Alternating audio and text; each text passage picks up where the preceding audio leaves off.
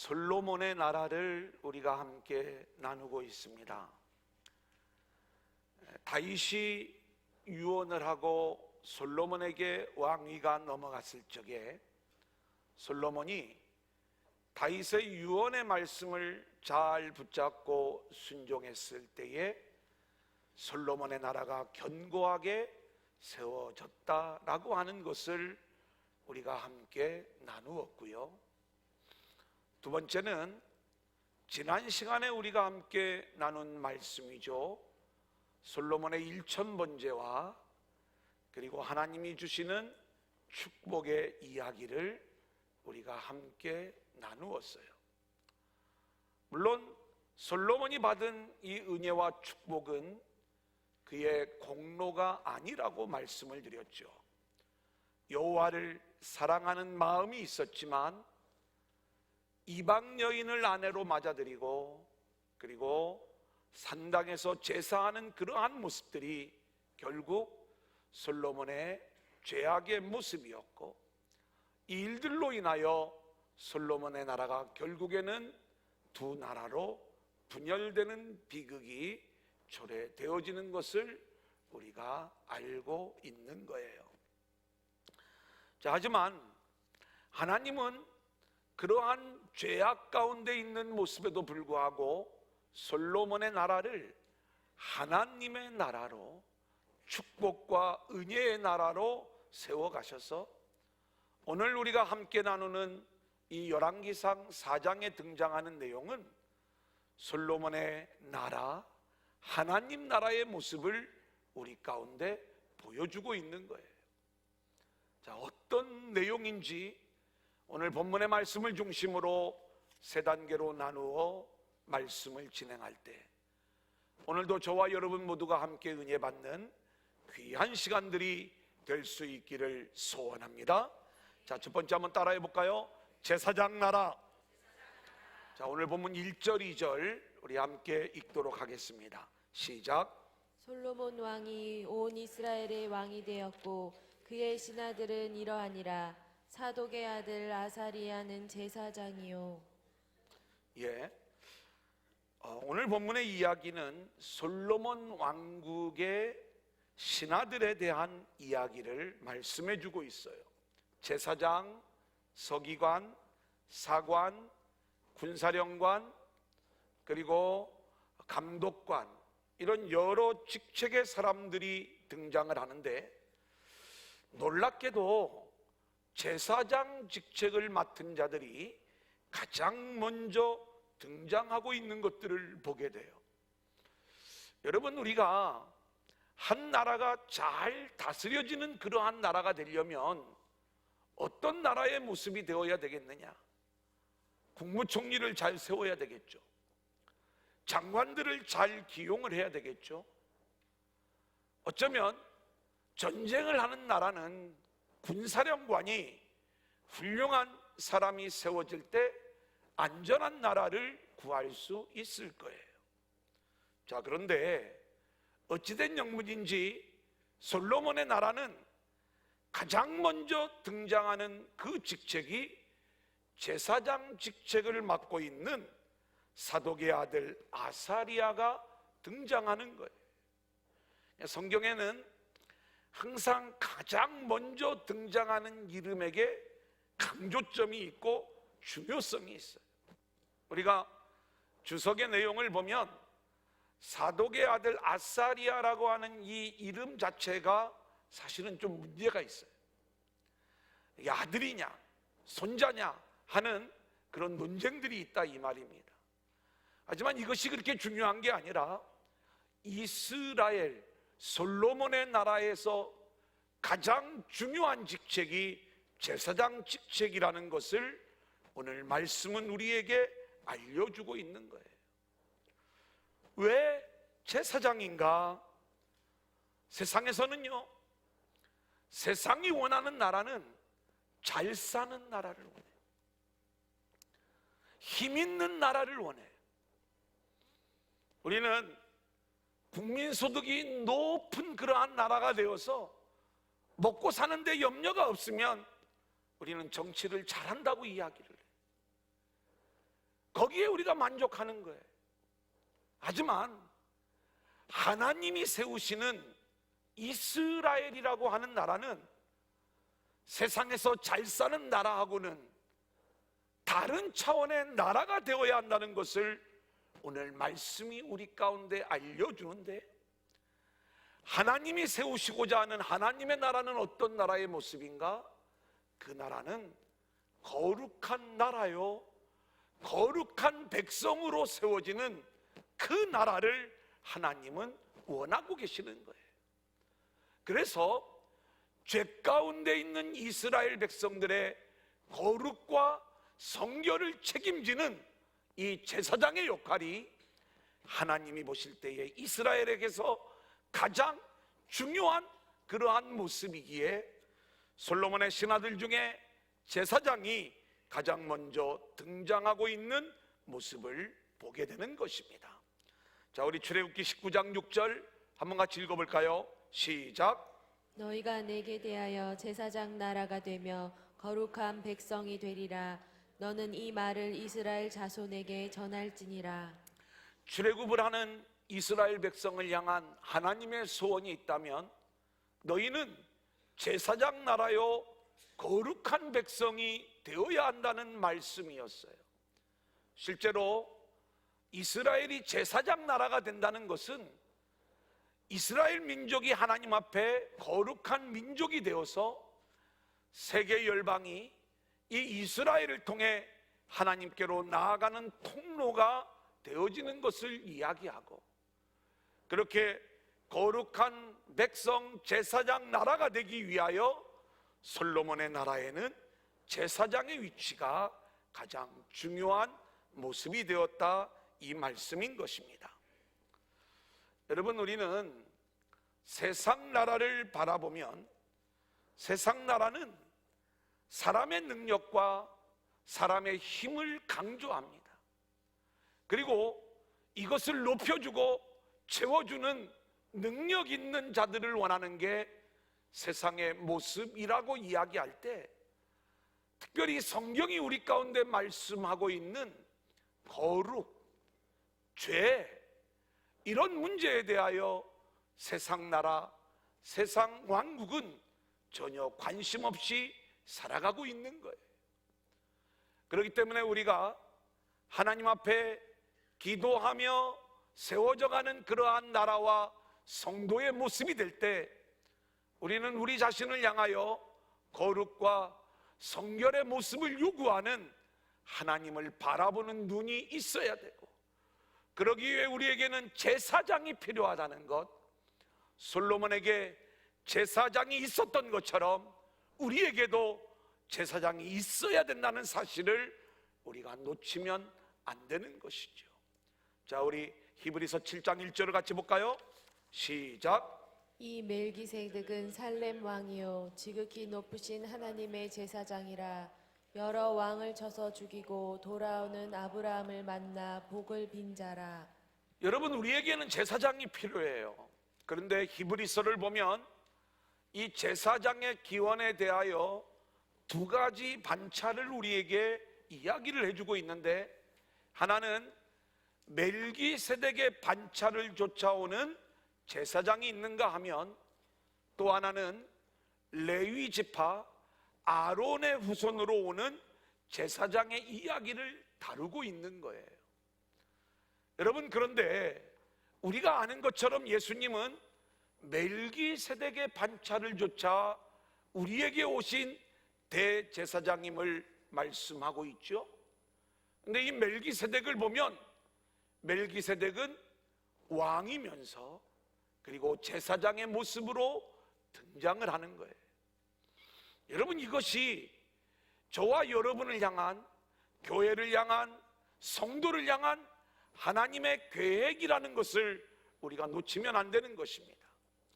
창세기를 보면 하나님이 흙에 불과한 저와 여러분을 생기를 부어 구원받은 존재인 생명이 되었을 때 우리를 에덴이라고 하는 하나님 나라의 주인공으로 세워주시죠. 에덴에서 우리가 하는 일은 뭐예요? 에덴을 경작하는 일이에요. 에덴을 지키는 일이에요. 그런데 이 경작하다, 지키다라고 하는 이 단어의 의미를 보면 하나님을 예배하는 제사장의 의미를 가지고 있고요, 그리고 하나님의 말씀대로 에덴을 지켜나가는 그러한 왕의 의미가 이 안에 담겨져 있는 거예요. 우리는 왕 같은 제사장으로 원래 창조함을 받은 거예요. 그 모습으로 처음 등장하는 인물이 누구냐?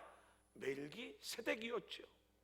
성경에 보면 멜기세덱은 밑도 끝도 없이 등장을 합니다. 언제 등장을 하는가?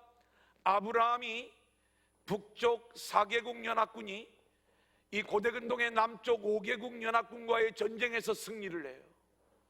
아브라함의 조카인 롯과 그리고 많은 포로들을 그리고 빼앗아 가지고 그렇게 자기 나라로 돌아갈 때에 아브라함이 집에서 길리온 318명의 용사들을 데리고 전쟁에 나가서 조카를 구해오는 이야기를 우리는 알고 있습니다. 승전가를 부르며 돌아오는 이 아브라함을 가장 먼저 맞이한 자가 누구냐? 이게 멜기세덱인 거예요. 어디에서 왔는지 성경은 얘기하지 않아요. 하지만 살렘 왕이래요. 평화의 왕이라는 얘기죠. 멜기세덱, 의의 왕의 모습으로 등장한 거예요. 아브라함에게 떡과 포도주, 성만찬을 베풀어 주는 모습이고, 아브라함의 예물 11조를 받고 사라지는 멜기세덱의 이야기. 마치 예수님이 어느 날 이 땅에 오셔서 십자가와 부활의 일들을 이루시고 그리고 다시 하늘로 승천하시는 하늘 제사장의 모습을 우리 가운데 보여주고 있는 거예요. 그래서 지극히 높으신 하나님의 제사장이라고 하는 말씀을 이야기하면서 왕 그리고 제사장으로 이 땅에 왔던 멜기세덱의 반차를 따라 진짜 통합된 왕 제사장으로 이 땅에 오시는 분이 누구신가? 우리가 잘 알고 있는 것처럼 예수 그리스도의 모습을 보여주는 것 아니겠습니까?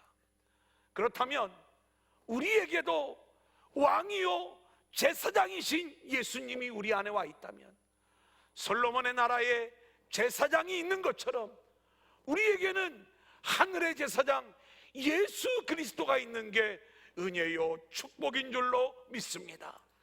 여러분, 이스라엘에 제사장이 있어서 하나님이 기뻐하시는 거룩한 나라, 거룩한 백성이 되어 하나님의 영광을 드러내는 그러한 나라가 되었는데, 그렇다면 우리는 교회요 성도로 존재하는 저와 여러분, 우리 인생 안에 제사장이신 예수님이 찾아오셔서 저와 여러분의 죄의 문제를 해결해 주시고 우리를 거룩한 백성으로 세워주시는 것, 이것이 하나님의 은혜요 축복인 줄로 믿습니다.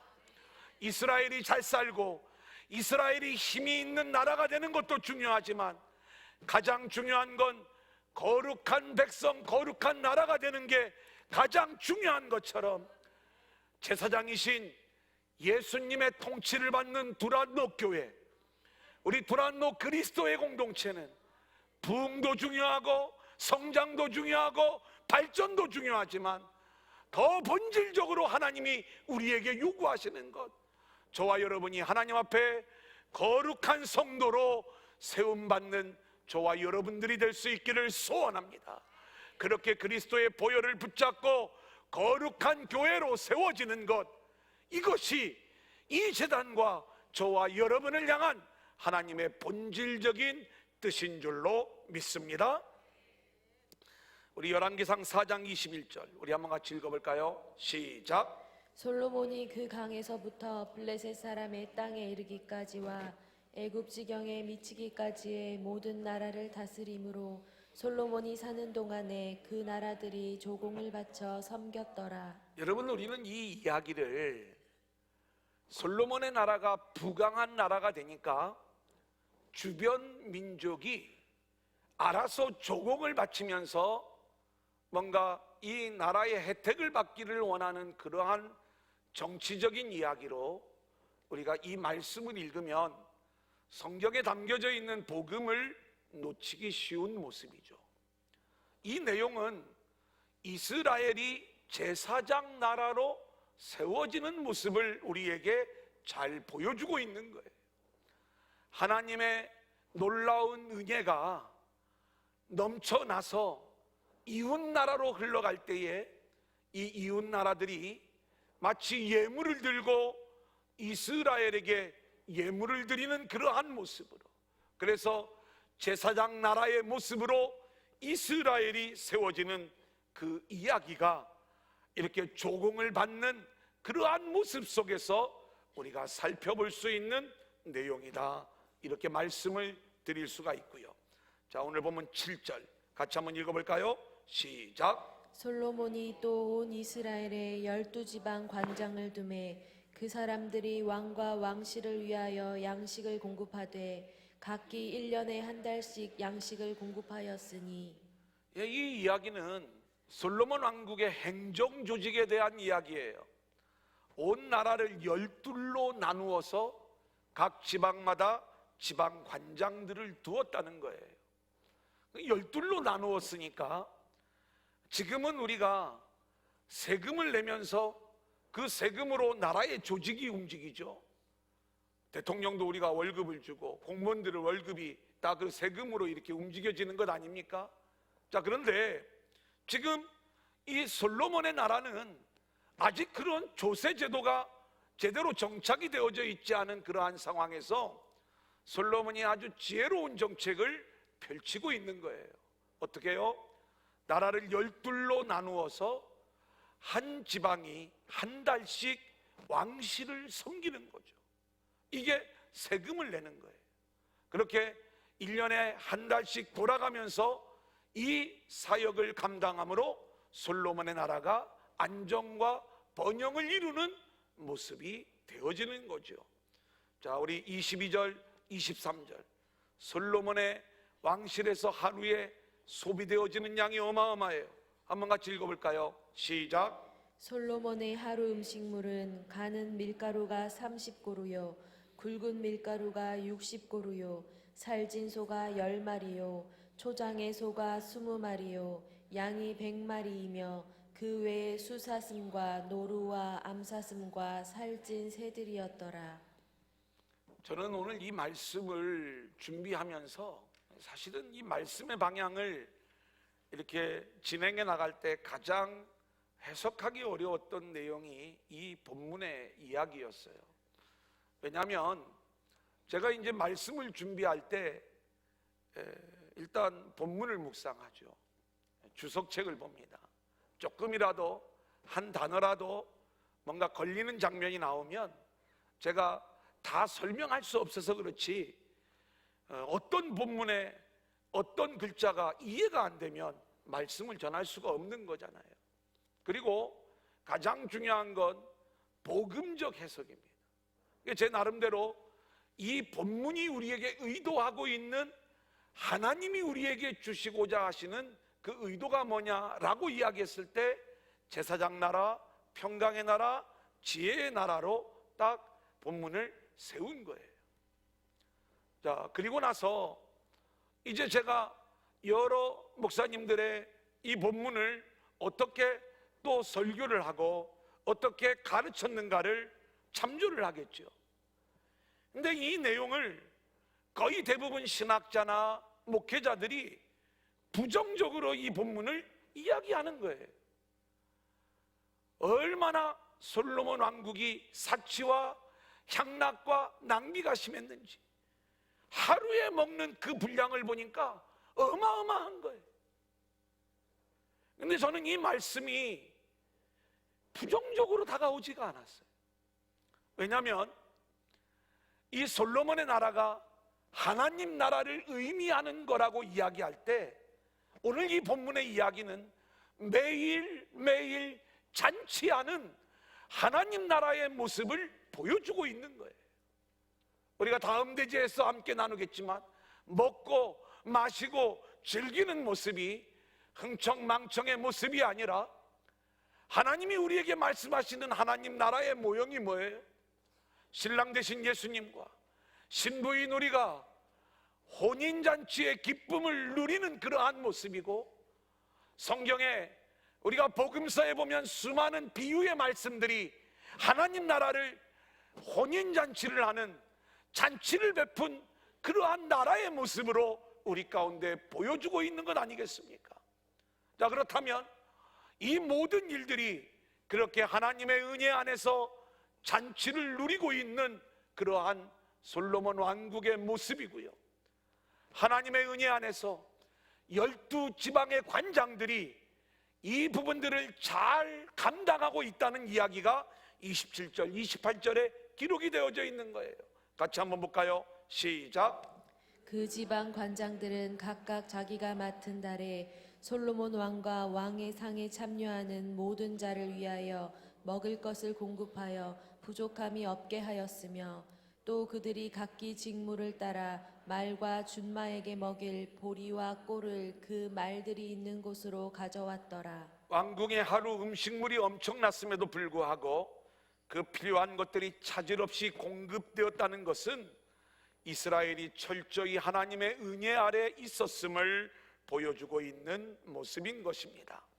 자, 우리 열왕기상 12장 3절 4절 우리 한번 같이 볼까요? 시작. 여로보암과 이스라엘의 온 회중이 와서 르호보암에게 말하여 이르되, 왕의 아버지가 우리의 멍에를 무겁게 하였으나 왕은 이제 왕의 아버지가 우리에게 시킨 고역과 매운 무거운 멍에를 가볍게 하소서.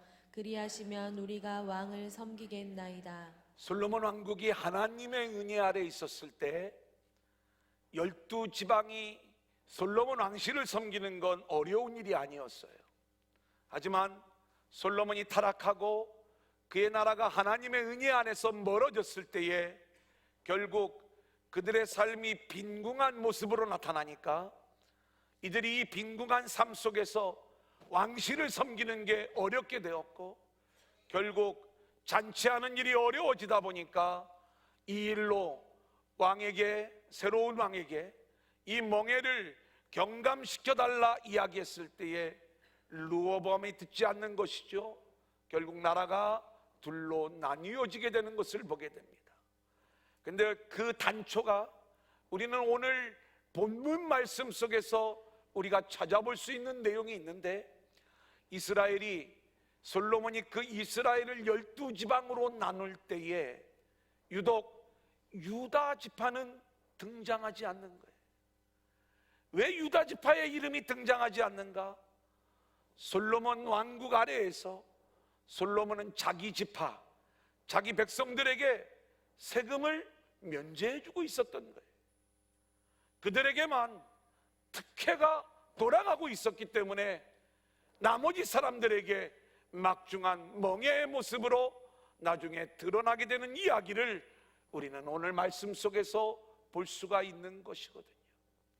오늘 우리가 사역에 대한 순종을 이야기하면서 우리 성도님들 1인 1사역 운동을 제가 요청을 했을 적에 이 일에 우리 모두가 함께 동참함으로 우리가 기쁨으로 우리의 사역을 감당하면서 우리 두란노 공동체가 하나님 나라의 모습으로 세워질 수 있기를 소원합니다.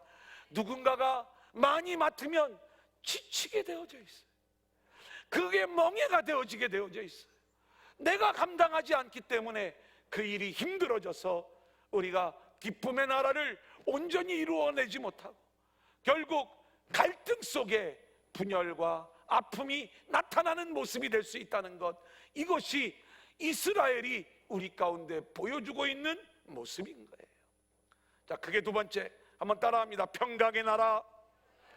자, 20절 우리 한번 같이 읽겠습니다. 시작. 유다와 이스라엘의 인구가 바닷가에 모래같이 많게 되매 먹고 마시며 즐거워하였으며. 자, 한번 따라합니다. 제사장의 나라, 평강의 나라, 지혜의 나라. 자, 이게 솔로몬 나라의 모습이라고 말씀을 드렸어요. 하나님 나라를 보여주는 거라고 그랬습니다. 두 번째 되지 평강의 나라의 모습, 엄청난 번영을 우리에게 보여주고 있죠. 하나는 이스라엘의 인구가 바다의 모래처럼 많았다. 또 하나는 먹고 마시며 즐거워하였다. 이렇게 이 하나님 나라의 모습을 우리에게 소개해 주는 거예요. 창세기 22장 17절 같이 한번 읽어볼까요? 시작. 내가 내게 큰 복을 주고 내 씨가 크게 번성하여 하늘의 별과 같고 바닷가의 모래와 같게 하리니 내 씨가 그 대적의 성문을 차지하리라. 하나님은 바벨론에 있었던 아브라함을 가나안 땅으로 옮기시면서 아브라함을 통해서 한 나라, 하나님의 나라를 세울 것을 약속을 하시는 거예요. 그래서 내 몸을 통하여 난 자 이삭, 내 씨로 말미암아 천하 만민이 복을 받을 것인데, 내 자손이 땅의 티끌처럼 하늘의 별처럼 많을 것을 이야기하는 거예요. 능히 셀 수 없는 큰 민족을 하나님이 아브라함에게 약속하는데, 이 22장의 이야기는 아브라함이 이삭을 모리아산에서 제물로 드리고자 했을 때 하나님이 아브라함의 믿음을 보시고 다시 한번 약속하시는 거죠. 내 씨가 바닷가의 모래처럼 많아질 것이다. 천하 만민이 내 씨로 말미암아 복을 받을 것이다. 대적의 성문을 차지하게 될 것이다. 이 약속을 하는데, 아브라함에게 약속하신 그 언약이 솔로몬 왕국에서 1차적으로 성취가 되어지는 거예요. 솔로몬의 나라가 얼마나 백성들이 많아졌는지, 여러분, 단순히 인구가 증가했다는 그 정도의 이야기가 아니라 하나님 나라의 백성이 많아졌다는 거예요. 바닷가의 모래처럼. 여러분, 궁극적으로 우리가 이제 영원한 하나님 나라의 주인공들로 우리 모두가 세워지게 될 줄로 믿습니다. 그 나라에 가면 능히 셀 수 없는 큰 무리들이 우리를 구원하신 어린 양 예수의 구원의 일들을 찬양하며 하나님의 영광을 올려드리고 있는 모습, 계시록 7장 9절 10절 말씀 우리 한번 같이 읽어볼까요? 시작. 이 일 후에 내가 보니 각 나라와 족속과 백성과 방언에서 아무도 능히 셀 수 없는 큰 무리가 나와 흰 옷을 입고 손에 종려가지를 들고 보좌 앞과 어린 양 앞에 서서 큰 소리로 외쳐 이르되 구원하심이 보좌에 앉으신 우리 하나님과 어린 양에게 있도다 하니. 아멘입니다.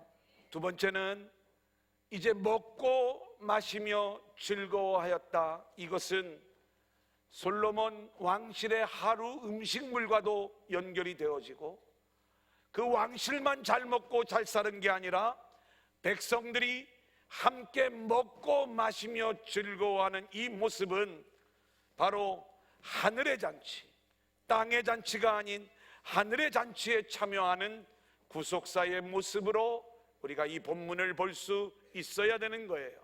21절 우리 아까 읽었지만 다시 한번 읽어볼까요? 시작. 솔로몬이 그 강에서부터 블레셋 사람의 땅에 이르기까지와 애굽 지경에 미치기까지의 모든 나라를 다스림으로 솔로몬이 사는 동안에 그 나라들이 조공을 바쳐 섬겼더라. 솔로몬의 나라는요, 하나님 나라예요. 그 하나님 나라의 복이 넘쳐나고 있는 그러한 모습인데, 우리는 하나님과 어린 양의 보좌로부터 생명수의 강이 흘러나와 온 에덴을 적시고, 이 에덴을 적신 강이 비손, 기온, 히데겔, 유브라데의 모습으로 흩어져가는 그러한 놀라운 축복이 퍼져가는 넘쳐나는 모습을 우리는 창세기에서도 보게 되는 것이고, 우리가 에스겔의 성전의 환상 속에서도 큰 강물을 이루어 가는 곳마다 치유의 역사가 나타나는 것을 통해서 보게 되는 것이고, 또 하나 우리는 요한계시록을 보면 21장 22장에 회복된 에덴의 모습을 보면 이제는 이 강물이 큰 생명수의 강을 이루고 있는 모습을 우리는 보게 되는 거예요. 솔로몬의 나라가, 그 은혜가, 그 생수의 강이 흘러넘쳐 주변 민족에게 흘러가고 있는 이 모습을 우리 가운데 보여주고 있는 거예요. 저는 2020년 교회의 표어를 넘치는 교회, 넘치는 축복, 이렇게 정해보았어요. 제가 넘치는 은혜, 넘치는 사랑, 넘치는 복음, 여러 가지 내용들이 다 담아져 있지만 우리 교회 안에 하나님의 은혜의 통치 속에 넘쳐나는 은혜가 우리 안에 있어지기를 소원하고, 그것이 축복과 은혜의 모습으로 흘러가는 그러한 일들이 있어지기를 기대하는 거예요. 하나님 나라를 보여주고 있는 솔로몬의 나라가 이 모습을 보여주는 거예요. 그래서 하루에 그 어마어마한 그 놀라운 음식과 그 먹을 것을 가지고 잔치하는 이 모습은 거저 주어진 것이 아니라 하나님의 지혜를 구한 이 솔로몬에게 하나님이 더불어 부귀 영화까지 주시는 그러한 축복의 모습이다. 열왕기상 3장 13절 같이 읽어볼까요? 시작. 내가 또 내게 구하지 아니한 부귀와 영광도 내게 주노니 내 평생의 왕들 중에 너와 같은 자가 없을 것이라. 하나님의 지혜, 그 지혜가 임한 나라에게 그 놀라운 하나님의 은혜와 축복이 넘쳐나는 그 모습을 솔로몬 왕국이 보여주고 있는 거예요.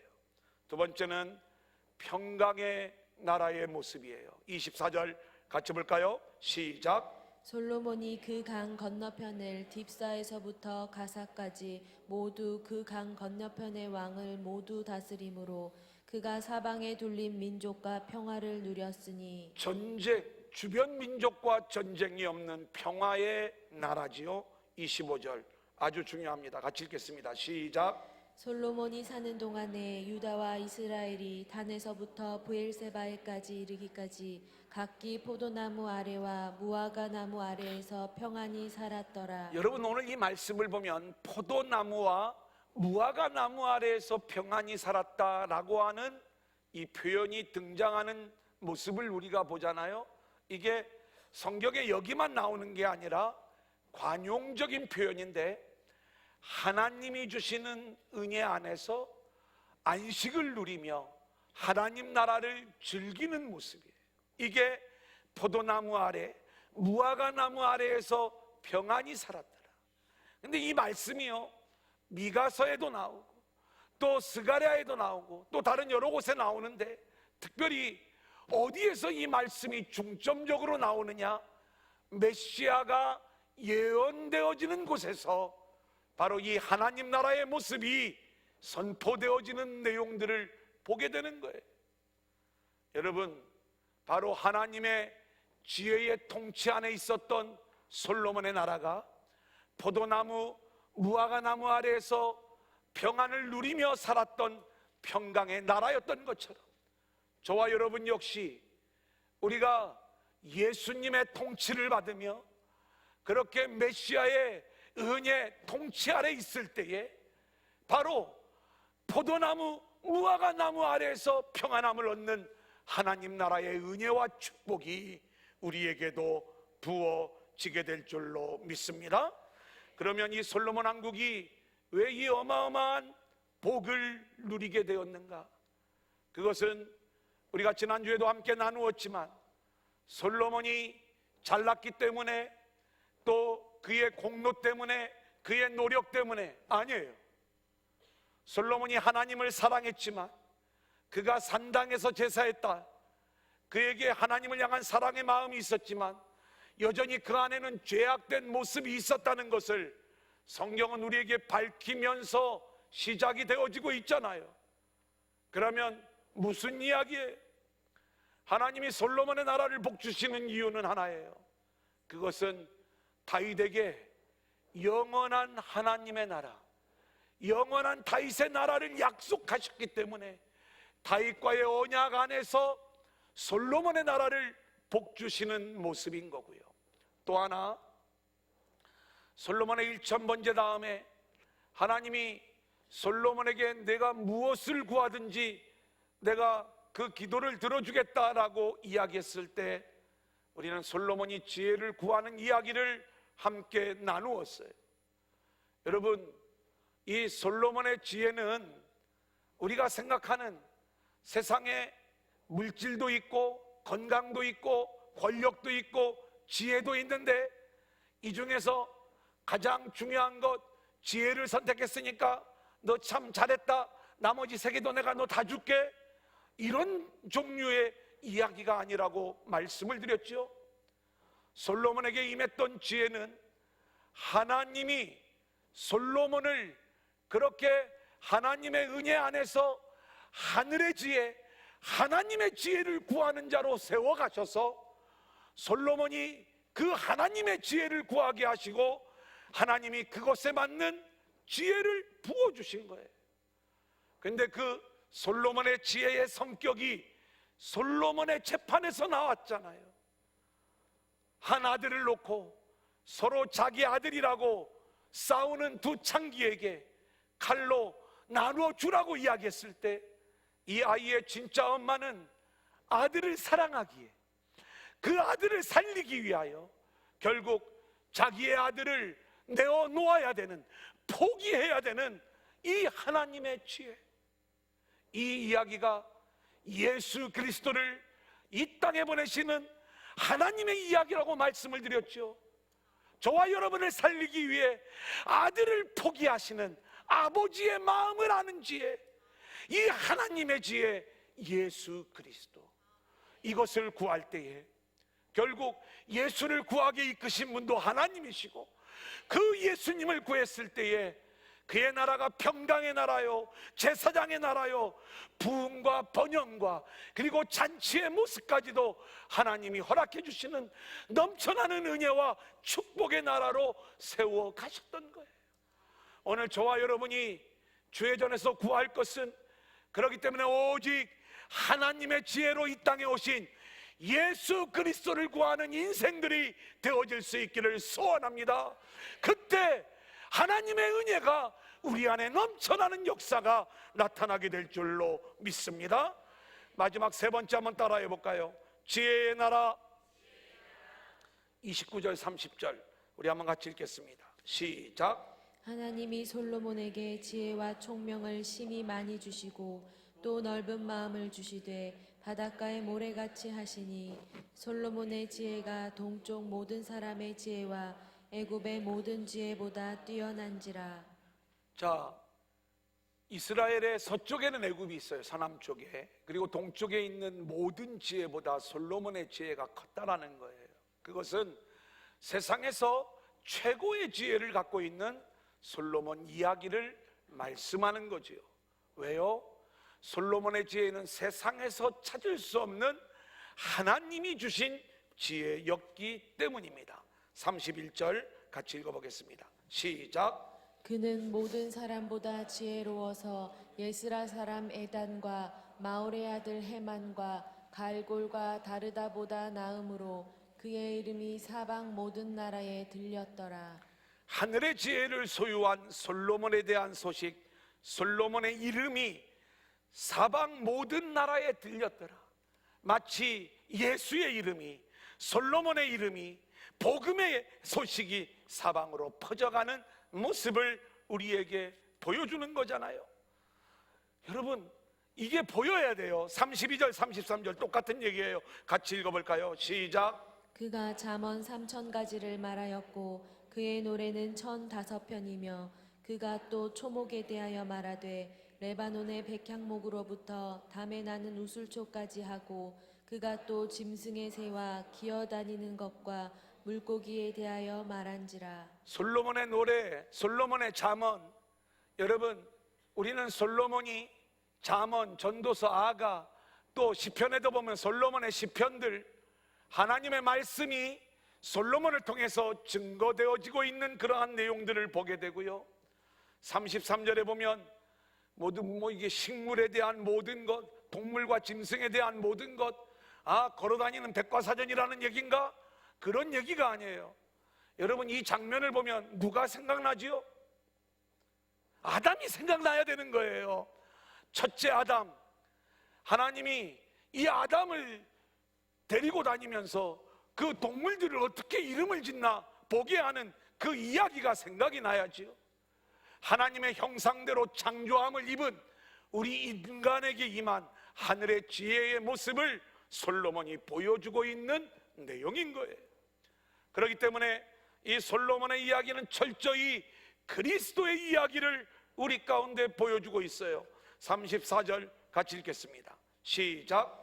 사람들이 솔로몬의 지혜를 들으러 왔으니 이는 그의 지혜의 소문을 들은 천하 모든 왕들이 보낸 자들이었더라. 여러분, 저는 이 말씀이 우리 교회의 표지가 되어야 된다라고 생각을 하는 거예요. 솔로몬의 지혜를 듣기 위하여 사방팔방에서 사람들이 모여오는 거예요. 누가복음 11장 31절, 심판 때에 남방 여왕이 일어나 2세대 사람을 정죄하리니 이는 그가 솔로몬의 지혜로운 말을 들으려고 땅끝에서 왔음이거니와 솔로몬보다 더 큰 이가 여기 있도다, 이 말씀을 주시는 거예요. 예수님은요, 그 땅에 오신 예수님을 거절하는 그 백성들을 향하여 솔로몬의 지혜의 말을 들으려고 땅끝에서 남방 여왕이 예루살렘까지 솔로몬 왕을 만나러 왔는데, 솔로몬하고는 비교할 수 없는 하늘의 완벽한 지혜를 가지신 예수님이 왔는데도 왜 너희는 그 예수의 복음을, 그 말씀을 들으려고 하지 않느냐, 이 책망을 하고 있는 거예요. 자, 그렇다면 여러분 한번 생각해 보세요. 지금 세상 나라 사람들이 왜 솔로몬의 나라를 찾아오지요?